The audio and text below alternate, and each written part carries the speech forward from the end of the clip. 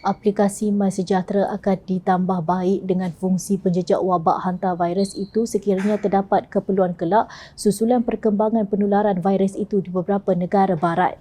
Timbalan Menteri Kesihatan Datuk Hanifah Hajar Taib berkata ketika ini Kementerian Kesihatan KKM akan terus memantau perkembangan semasa virus tersebut dan tidak menolak kemungkinan memperluas fungsi MySejahtera sebagai medium pemantauan. Beliau berkata demikian ketika ditanya sama ada KKM akan menambah baik aplikasi MySejahtera susulan kes hantavirus di beberapa buah negara selepas merasmikan sambutan Hari Jururawat Antarabangsa 2026 dan seminar kejururawatan di Pusat Konvensyen Antarabangsa Putrajaya hari ini. Setakat ini, senarai wabak sedia ada pada menu Disease Tracker dalam aplikasi MySejahtera meliputi penyakit denggi, TB, demam campak, penyakit tangan, kaki dan mulut, HFMD, COVID-19, rabies manusia dan rabies haiwan.